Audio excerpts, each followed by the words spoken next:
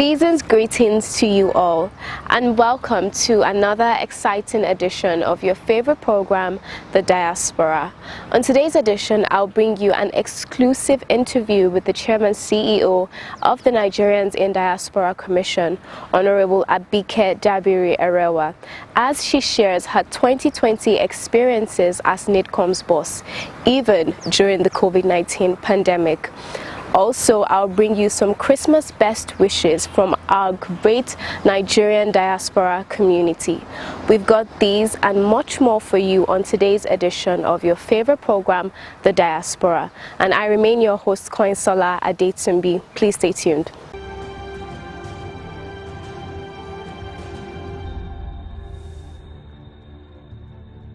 Now let's join Honorable Abike Dabiri-Erewa as she spotlights on some of her strides moving forward. Because we have a mission and a vision, and we have to achieve that purpose. And despite the challenges, we have to keep working to ensure that we succeed.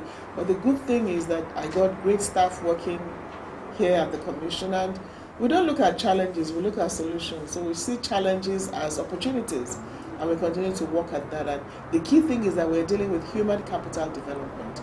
We're talking of Nigerians succeeding all over the world.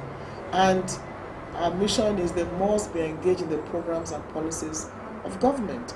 And I'm glad that we have some programs in place: Nigeria Diaspora Investment Trust Fund, the Nigeria Diaspora Investment Summit. The Diaspora Voting Bill has gone through second reading, and every time we've been able to intervene in cases of Nigerians in the diaspora, for good, for bad, we're always there for Nigerians abroad, and we intervene when we can. So hard work keeps me going. Looking at your mandate, how far has diaspora investment got in this country throughout this year? A lot of diasporas are beginning to invest in healthcare, agriculture, education, and the food business. And we're very impressed about that. And a lot of them are looking at looking at small businesses that generate employment. So yes, diaspora investment is growing in Nigeria. And we're also glad that CBN has put in place a policy where diaspora remittances, if you send money to your family member, whoever you send it to, will get it in the currency that you remitted it in. And so they are very excited about that. According to the new normal, holding NDIs virtually for the first time, will you say it is as successful and effective as the previous ones? Okay, if I have to admit, it was even more successful because we had more participants, and it's going to be the new normal. So that's the positive part of COVID for us in NIDCOM. It's easier now to communicate with Nigerians everywhere in the world. In the past, you have to find a way of getting them home. Some will want accommodation. You have to look for money for tickets. So it's going to be cheaper. It's going to be more effective. For instance, this last one, we had Masai Ujiri in Canada. We had people from America, from Africa, from Australia, China, everywhere in the world participating. So subsequently to be hybrid, a bit of us on the physical location and then others virtually. So it's going to be the new normal for us. And since then, we've had almost about 5 virtual meetings with Nigerians abroad. And we want to be doing monthly virtual diaspora meetings from now. Door of Return has been an avenue to reconnect hundreds of Nigerians back to their roots. Does not holding it this year means hundreds of these kings and queens were not reconnected with their roots this year? And they are very sad. I've been getting their messages that we miss home. These are African Americans. We have some from the Caribbean, from Jamaica, who have said we miss coming home this year. But the reassurance is God spare our lives, will all be together next year. We thought of a virtual thing, but it's not going to be like. So that one is not something we'll do virtually. Yeah, so they actually have been missing home. And like I told them, next year, by the grace of God, it's going to be bigger and better. And we'll all be there to welcome them, our kings and queens, again.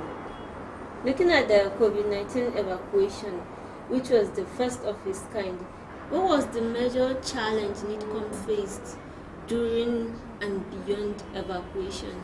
No funding for logistics, but we were still at it. We had people, communicating with them. Again, we went digital. We opened a portal. It was easy to communicate, but we were not funded. But We did, like I said, we never look at challenges, but we're always there. You find that little things matter. Just one information is all they're looking for. We're able to provide that. And then when they returned, they had to ensure they followed NCDC protocols. Ours was to ensure that we sorted the communication link, and we just played our own bit. So the challenge was funding. NIDCOM did not receive anything for all the work it did during the evacuation, whereas some other agencies, got special allocation. But again, we don't bother ourselves too much, particularly about such issues. But we did the job, and we're glad we did. So were there any measures put in place to monitor the evacuees and ensure compliance from their part? That would be NCDC, and we have the PTF on COVID-19. So ours was, we did what we had to do. But that responsibility was with the Presidential Task Force and the NCDC, which I believe was effectively handled. To what effect has the agreement between NIDCOM and Lebanon Embassy yielded positive results towards irregular migration?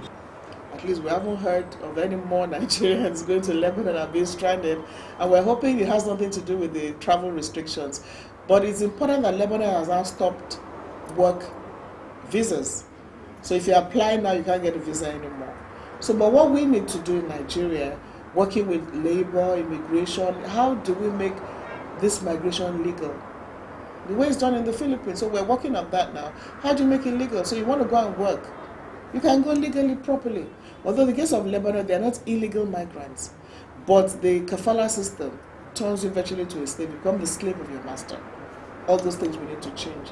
But the key thing is, I'm hoping that as we move on, we haven't been hearing stories of people in trouble abroad. Maybe it has to do with COVID, but I'm hoping that as we move on, those are things that will collaborate to deal with labor, immigration, the House Committee on Diaspora, Senate Committee on Diaspora, NAPTIP.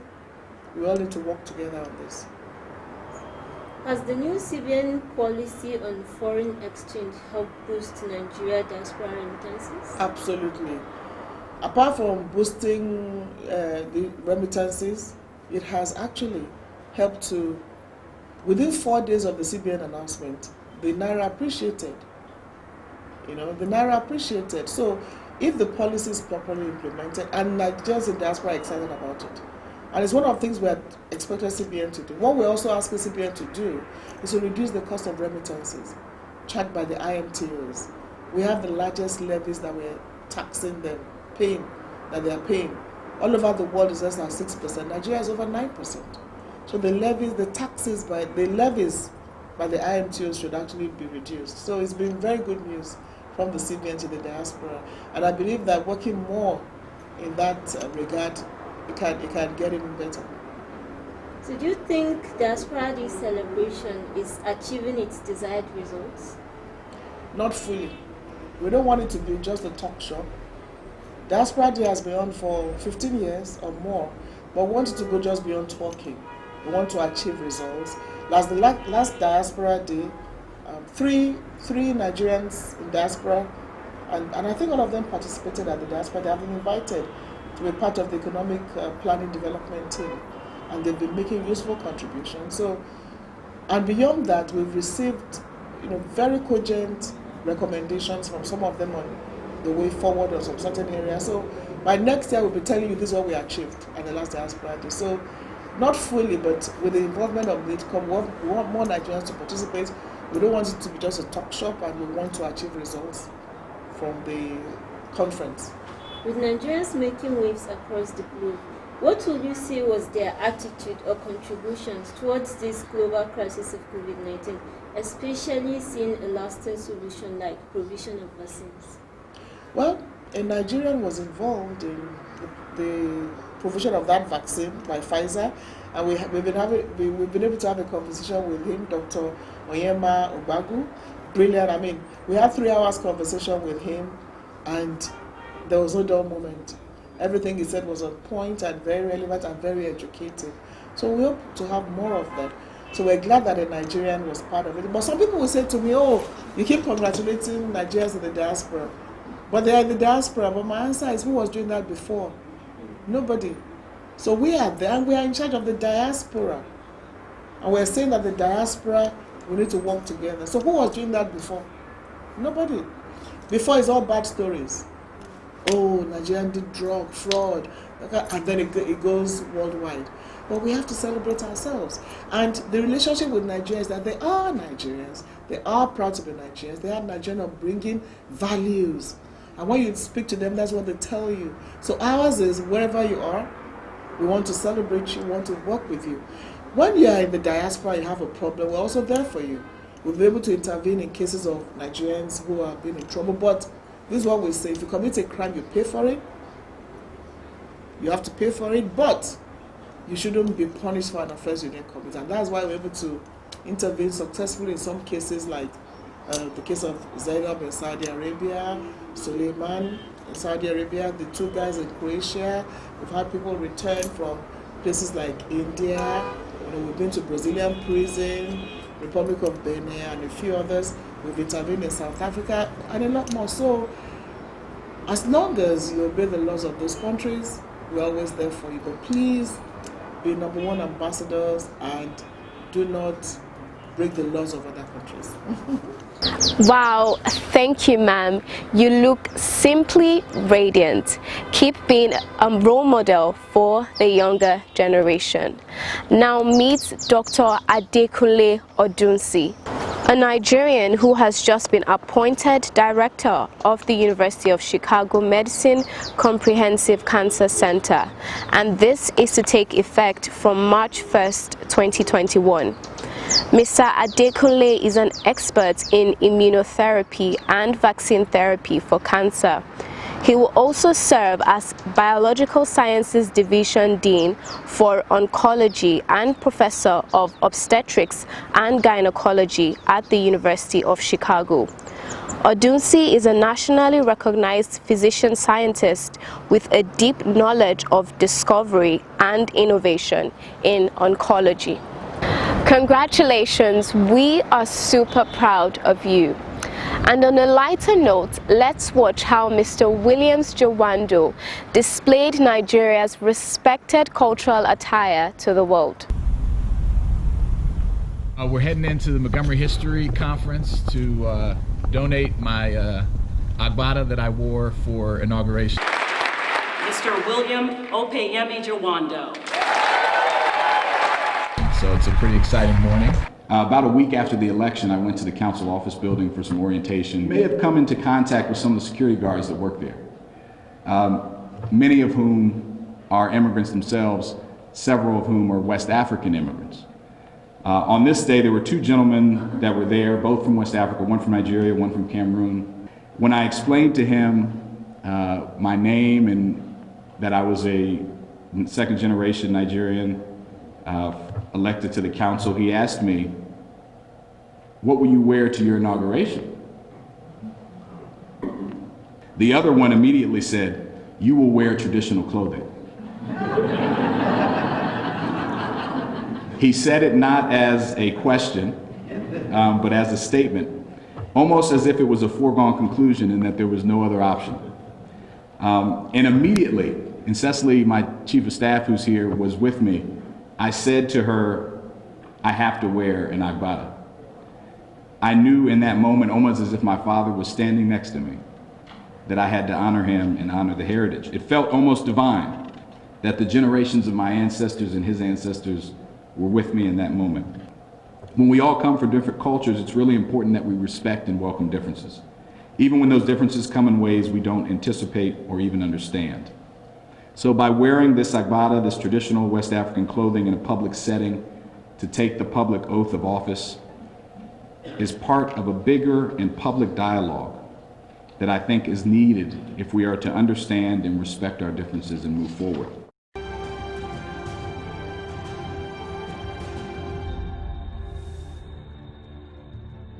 Lovely. Congratulations on your induction, brother.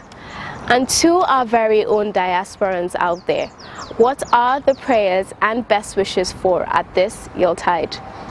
Season's greetings, Nigeria. I am Mr. Euthana Cocoon, the Program Coordinator for the Electronic Education Initiative, a project that maximizes our world's technology to enhance classroom learning and teaching through foreign linkages, video conferencing, and global partnership with our academic institutions. The year 2020 came, and in a few days will be fast passing us by. Though the year will leave us with memories, some good, some bad, and some we will still have to deal with into the new year, like the dreaded COVID-19 virus. My prayer for every Nigerian home and abroad is for the new year to be one that shall bring good and greater things for each and every one of us. I continue to appreciate the office of the chairman of the Nigerian Diaspora Commission, Honorable Adekunle, who has continued to share images and stories of Nigerians across the world who are making us proud, of course, myself included, but who can say they are not aware of the greatness Nigeria has produced in our world boxing champion, Anthony Joshua. All the talent in our music that is being celebrated across the world, in the likes of Burna Boy, Davido, and so many others. As the world looks to a solution to the COVID-19 virus, a Nigerian was in the forefront of this solution, in the person of Dr. Oyema Ogwagu. And for this, I say congratulations to all Nigerians across the world who have been a celebration to our country, who have been celebrated by nations across the world, and for their brilliance, for their exceptionalism, and for making their own people across the world and in the country proudly Niger. These are just a few of our examples that shined within the year 2020, and with God on our side, the year 2021 shall be better, will be greater than years past.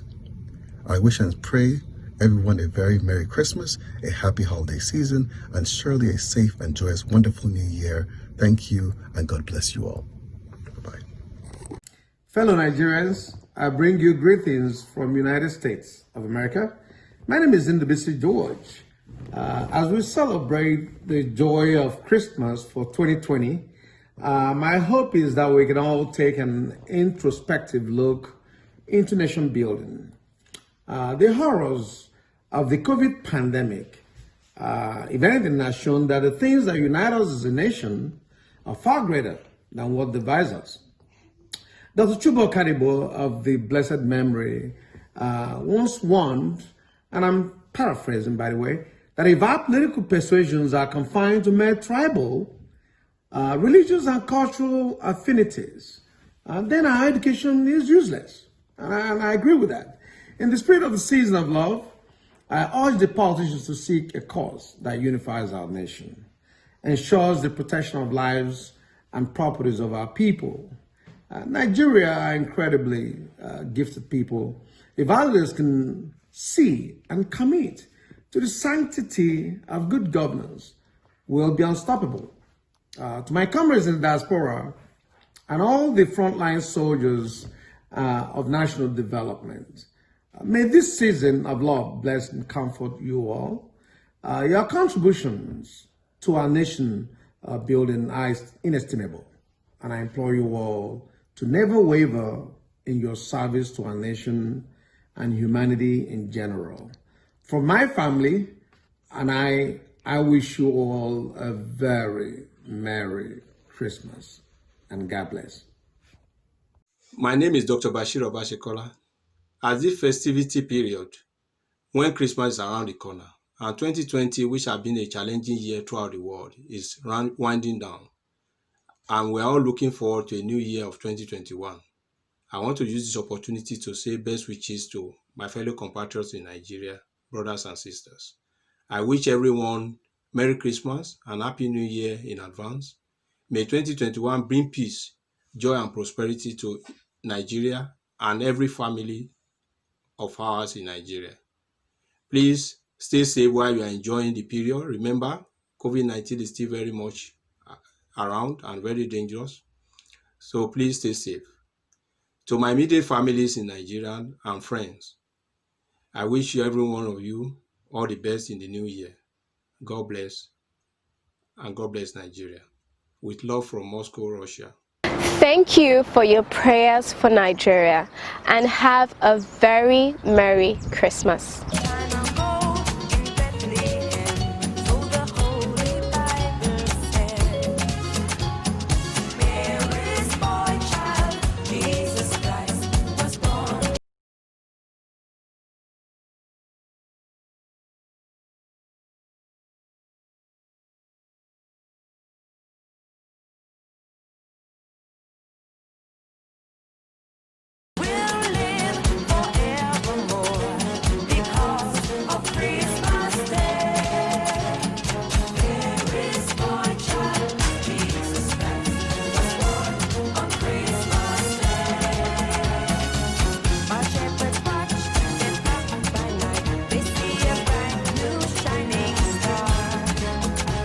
The federal government has announced new guidelines for international travelers coming to Nigeria, effective from September 18, 2020. Before departure, all travelers coming to Nigeria must take a COVID-19 PCR test at an accredited laboratory in the country of departure not more than 5 days before boarding.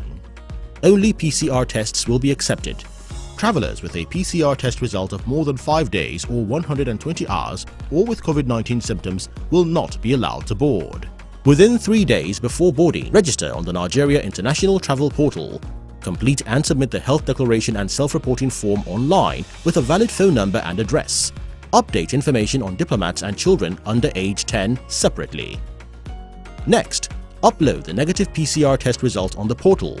Choose a sample collection center and then book an appointment date where the mandatory self-isolation will be observed in Nigeria. Payment for the repeat PCR test to be done 7 days after arrival is to be made online on the portal, after which a QR code access report will be generated. It is strongly recommended that payment be made online before boarding. Payment on arrival in Nigeria can lead to long delays before exiting the airport. For issues with payment, visit saferport.com, My Traveler Record. On arrival in Nigeria, passengers are required to undergo port health screening and present electronic or printout QR code evidence. Travelers developing symptoms on arrival or during screening will be placed in institutional quarantine for appropriate care. From the airport, proceed to the 7-day mandatory self-isolation and avoid all physical interaction with others. During isolation, be available by telephone, as travelers will be monitored by public health officers and should check their emails and text messages regularly for updates from the selected laboratory for their repeat PCR tests. On day 7, have samples taken for the repeat PCR test at the selected sample collection center. Passengers are required to provide a valid means of identification. Travelers who test positive for COVID-19 will be managed based on national guidelines for treatment. Those who test negative after 7 days can end self-isolation. Be advised that those who fail to repeat the PCR test by day 14 may face suspension of their passports, inclusion on a travel no-fly list, or be denied international travel for 6 months. Get 24/7 support. Please take responsibility. This message is from the Presidential Task Force on COVID-19 in collaboration with CACOVID. Thank you for staying all through the program. We hope it's been worth your while. And in case you have anything to share with us, please do not hesitate to do so, as we expect feedback on our show. Remember, you can reach us on all our social media platforms. On Facebook at Nigerians in Diaspora Commission, on Twitter at nidcom_gov, on our Instagram page at nidcom_gov, on our YouTube page at nidcom_gov, and on our website at www.nidcom.gov.ng. You can also join us on DSTV at NTA Network on Friday at 10:30 a.m., on NTA International on Tuesday at 6 a.m. and 10:05 p.m., on NTA News 24 on Friday at 2:30 p.m. and on Sunday at 10:30 a.m. You can also join us on WAP TV on Thursdays at 9 a.m. and on WTV on Wednesdays and Sundays at 8 p.m. You can also join us on Ben TV London at 4:30 p.m. on Saturday. I remain your host, Koinsola Adetunbi. See you next time.